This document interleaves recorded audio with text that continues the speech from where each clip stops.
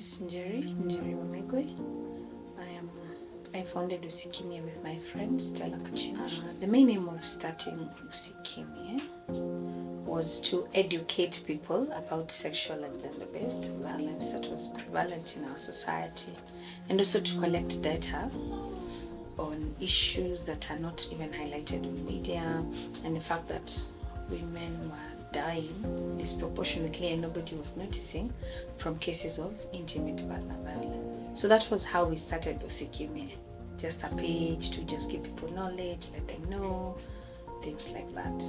But then people needed more. They just didn't want to be educated. People would start asking us, if this has happened, where do I go? What do I do? So because of that, we now had to step in and give people solutions.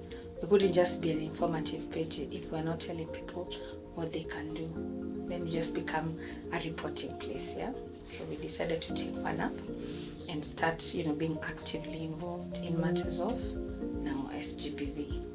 So we started going for rescues, and now once you've rescued somebody from a situation, where do you put this person? Then we were necessitated to open the shelter, as you can see. So we started with that. And then we opened the shelter, and then we started taking in women, because before that I was putting them up in my house or Ella's house. Yeah. So we decided that the best thing to do was to now open a shelter where they can come, stay, get accommodated, get food, and their children are well taken care of, as well as counseling. That is how we opened this home. Our actual stay should be 1 month.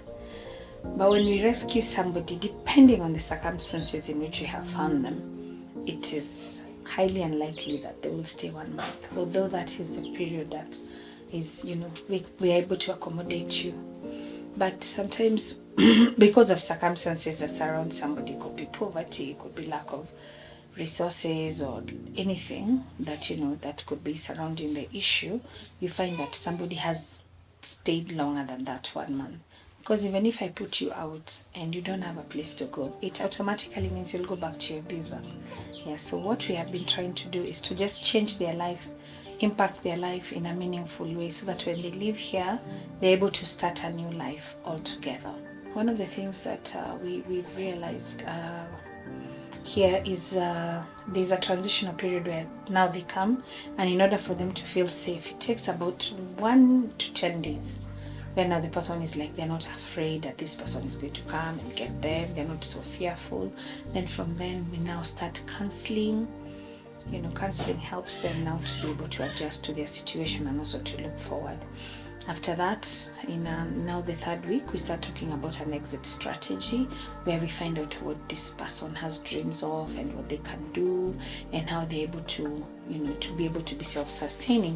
Because if we don't break that cycle, it means that person will eventually go back to the person that was abusing them.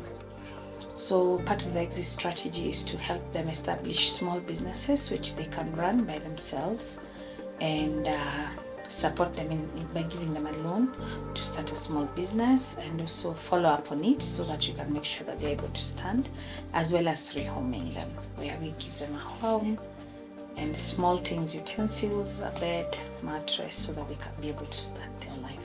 To be very honest, running a shelter is hard, especially when you are self-funded or when your funding comes from just well-wishers. We don't have anything else, just self-funded and well-wishers. So you find that you can't meet all the dreams that you would wish to do, because you don't have the finances available and the resources to do the same.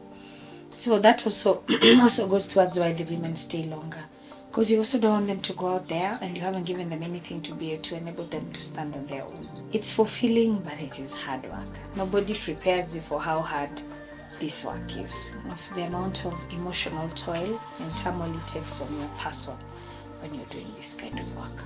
We've dealt with such diverse cases. No one case is similar to the others. We're talking about, we have had a survivor here whose parents had tried to marry her off. Yeah, she was 16 and her parents tried to marry her off. The procedure to come here is you need to have reported your matter to police. We don't take matters that haven't been reported to police, because then where is the follow-up? Where is the fallback plan? How will I say I took you and you didn't have an OB from the police? Yeah, because we deal with sexual and gender-based violence, which means for you to come and stay with us, you've either been a survivor of the same. Either it's a sexual case where we're talking about rape, defilement, incest, such things, or in the matters of gender-based violence where we're talking about DV or IPV. So either way, you need to have an OB from the police, because if you ever want to go the legal way, how will you ever prove that you actually went to the police? And also for me, in order for me to protect what we are doing, I need to also show that this matter had been reported.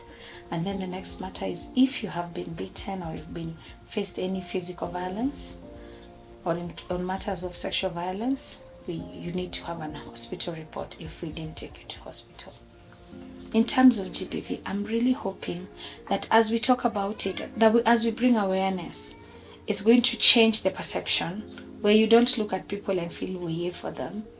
Where the general idea in the public is, what can we do to stop this? Because right now we are looking at a pandemic.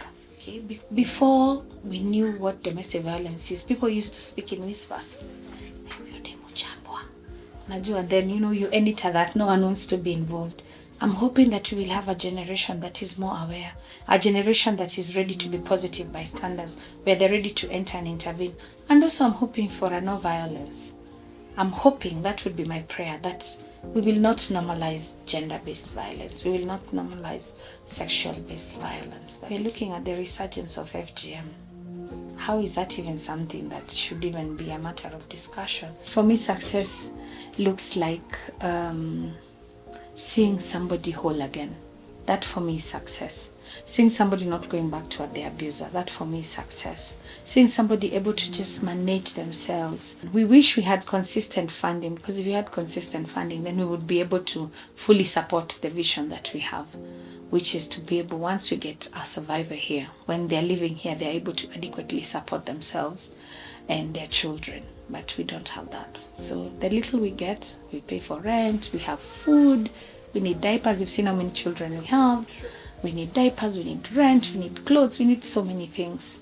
And that's just for the home. We're also looking at rescues, where sometimes you find that just even using cabs and hospital bills, we had a survivor who needed an MRI.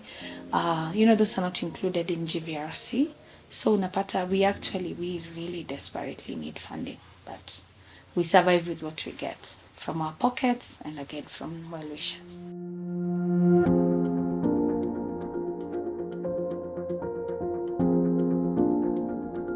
So really, Nile, you're not being coerced into it. Yeah. No one is holding anything against you. No one is telling you, bedhe unafaa kulala na mimi, ama if not, hautapata ile promotion. Ama kama utalala na mimi, this and this will happen. So you end up.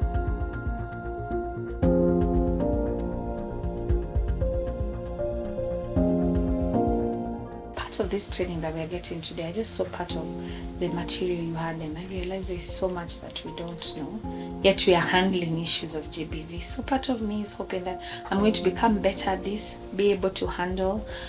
The other thing you need to realize is that not everyone is a genuine case. How do I establish this from the ground up? Because somebody could just say, Usikimye will take me and I'll get free accommodation for a month. I'm telling you, the society is not what you think it is. So for me, I'm thinking that would be part of the things, like an entry. When I'm doing the entry interviews, I'm able to, having learned from your program, I'm able to discern clearly, this is actually a needy case, this is actually genuine, and things like that.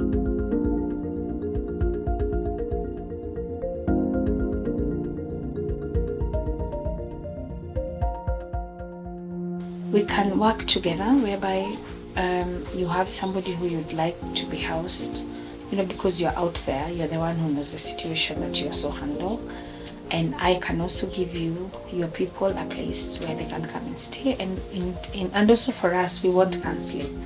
We want help in terms of psychosocial support.